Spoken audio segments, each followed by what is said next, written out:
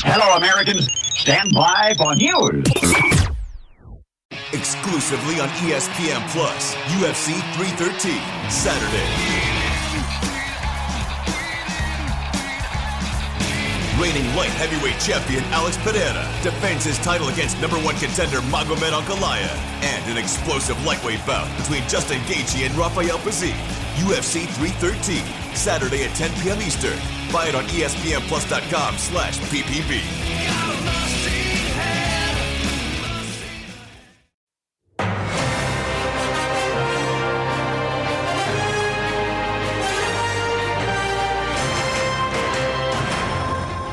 This is the Classic Guitar Rock Daily Update. All the classic rock news of the day. With your host, Jeremy Lunnan. I know. I'll get to it. Okay. All right, we're going live. We're going live. Our sponsor, of course, today, Gas Station Fountain Drinks. Find them at your local favorite gas station. They're good for what ails you. Hey, it's the Classic Guitar Rock Daily Update. I'm Jeremy. Thank you so much for joining us. We've got a full docket, a full slate. We are chock full of news, so I'm glad you're here. You can always email me, by the way, classicguitarrock@mail.com. From the I wish I could get, let's try it again. From the I wish I could take that back file, we got more from Peter Frampton. Peter Frampton did this interview with the Bob Lefsetz podcast. So we mentioned some revelations that came out from that yesterday, but here's another one.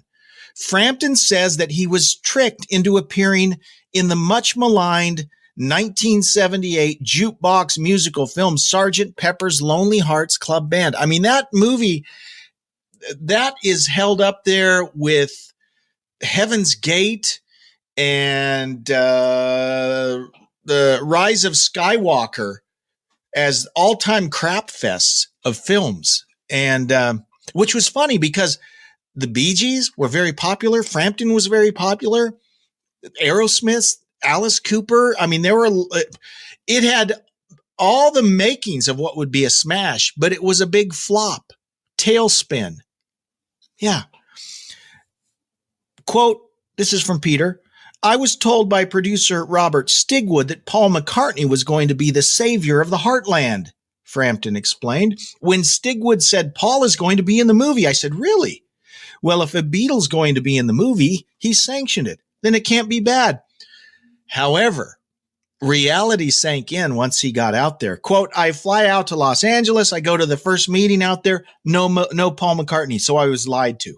Then I realized from the first day of shooting, oh, this is a disaster. I didn't walk because I would have been sued. Excuse me, I'm getting choked up. I didn't walk because I would have been sued to high hell. But we all hated being in that movie. And it was a stinker. Stigwood had a lot of clout, right? He'd worked with Cream. He'd worked with the Bee Gees. He worked with Saturday Night Fever, had been a big hit like the year before. Jesus Christ Superstar. I mean, so he had some cred. Like I said, they had Aerosmith. And let me say this really gets people mad, but I'm going to say it. The remake of Come Together that Aerosmith did for that movie, I like it better than the original. So that's the best thing that came out of that movie, that remake of Come Together. Marlon Hill checking in. Hi, Marlon. Thank you. So again, you know, if Peter could do it again or do it over again, he probably wouldn't have accepted that role in the movie. Quote, everyone thought we couldn't fail and it would have been good. The only thing I'll say about it is there was no script. And rest in peace, George Martin should not have been the guy to do the music. Because imagine doing that with Jeff Emmerich, the Beatles, right? But you don't have the Beatles. I would imagine they were not enjoying it. So, yeah, that happens sometimes. Movies that you think they've got the elements, you think it would be a no-brainer, they aren't. They turn out to be brainers. Yeah, and that was one of them. From the, that was a close call file. A sexual assault lawsuit filed against Steven Tyler has been dismissed after a judge ruled the Aerosmith singer's actions did not present, quote, serious risk of physical injury, end quote, to the plaintiff. Now, this happened, supposedly this happened back in 1975. Model Jeanne Bellino, who was 17 at the time, claimed that Tyler, quote, stuck his tongue down her throat, put his hands upon her body, yada, yada, yada, did creepy stuff inside a New York phone booth.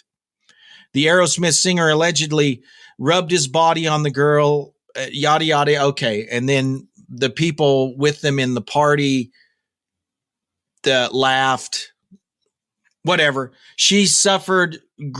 So I'm not blaming the victim here. There's a few things that are weird about this, right? It happened in 1975. She filed the lawsuit a year ago. Because I guess you wait 50 years. I don't know. But she brought this case forward, and apparently after that happened, hours later, apparently he groped her again. And so my question then is, if he was creepy in the phone booth, why were you still hanging around hours late? There are questions. I don't understand this, but it's been dismissed. It's been dismissed. So I guess that's good news for Steven, I guess. So now he can resume his quiet life as a cool hippie grandma. From the Fun in the Courtroom file, longtime Eagles manager Irving Azoff took the witness stand in New York City on Wednesday, testifying in a criminal case involving nearly 100 pages of allegedly stolen Eagles lyrics from the Hotel California album. So Henley, as many songwriters do, had a lot of lyrics written in notepads and everything. So this guy, I'll try and find his name, something Sanders. This guy was writing a book. Ed Sanders was writing a book, an authorized biography of the Eagles, and they handed over some of these notebooks and things as materials he could use for the book. Well, the guy writes the book. He shops around to several publishers. No one buys it. It sounds like everyone had kind of forgotten about it. Well, then all of a sudden, three guys, collector type guys, auction guys, memorabilia guys, a guy named Glenn Horowitz, former Rock and Roll Hall of Fame, that Rock and Roll Hall of Fame, the steaming pile of poop we often talk about, a curator from that institution named Craig Inciardi, and a rock auctioneer, Edward Kaczynski, no relation to Ted. They all bought various pieces of this notebook with lyrics, unbeknownst to Mr. Henley or the Eagles. And they're said to be worth, like millions of dollars. And so now there's legal actions going on to get recover damages from these guys that basically stole this stuff from Henley, because they said, hey, we turned this over to this author. It still belongs to us. We didn't give him, rights to sell it. Clearly not. So this will continue to go on. It's going to be a big court case. Don Henley is a litigious guy, and rightly so, right? If this was stolen, he needs to be, he needs to be compensated for that. So this will continue for a while. And meanwhile, Henley will continue to threaten legal action against anyone who thinks about playing 10 seconds of his music on YouTube. From the awkward encounters with the artist formerly known as Prince file comes this. Duff McKagan, the bassist from that little band called Guns N' Roses, he was a huge Prince fan, big fan of Prince. And so they're in Germany one night. They're scheduled to play the night after Prince is playing at a big hall in Germany. So he's there early enough. He says, I'm going to go see Prince, so he uses his celebrity swagger to, get in and get backstage and all this. And then he gets a message. Hey, Prince heard you're here. He wants to meet you. He wants to talk to you. So Duff goes back after the show into Prince's room, and he says there were candles and flowers and all kinds of stuff. But Duff said, I was really drunk. He says, Prince is one of my idols, and I just stood there. And the longer I stood there, I knew I didn't want to meet him in this condition. So he wound up leaving. Never even met Prince. At least he doesn't remember meeting Prince. But later, Prince reaches out to him. This is like years later, not long before Prince died. He wanted to interview Duff. And so he says, sure, it's Prince. I'll do it. Okay. And so these guys, let me read his words. Quote, so these guys came to my house and I had my basses out and things, and I dressed up a little bit. He wasn't drunk.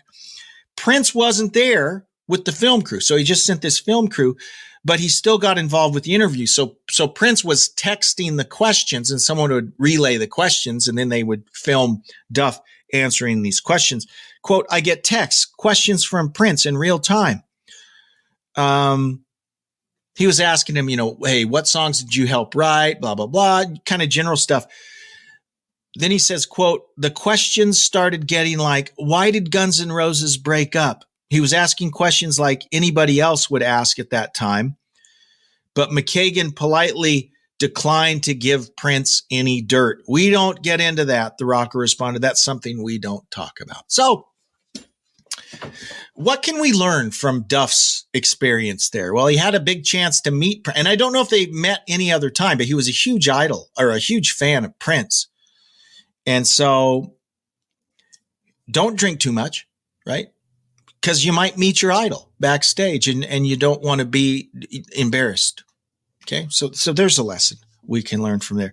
The on again, off again relationships in Journey comes to the front.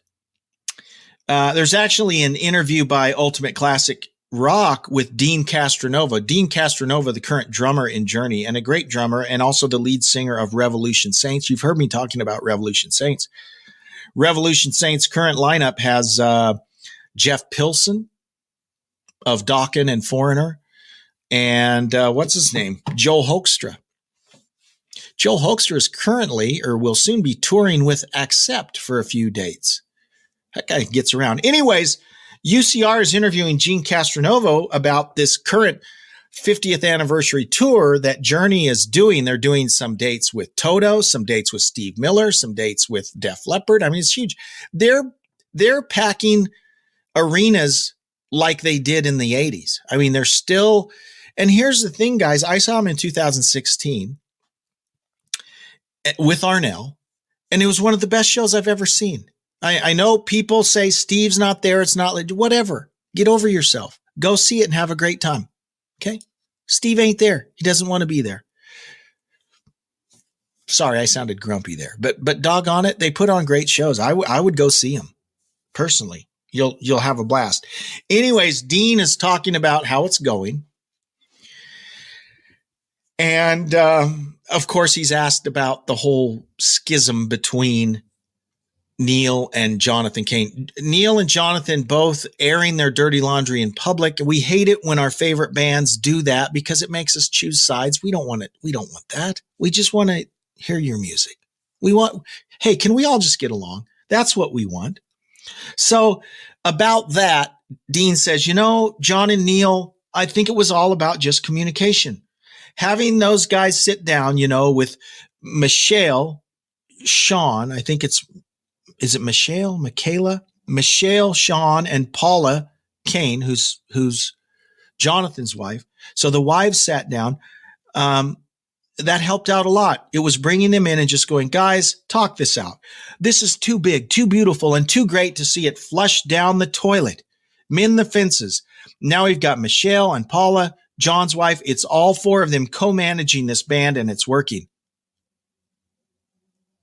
Okay. 4 co-managers. Whatever. They're getting along and they're working together. It's one jet again instead of two. So they're all flying on the same jet. Well, that makes sense.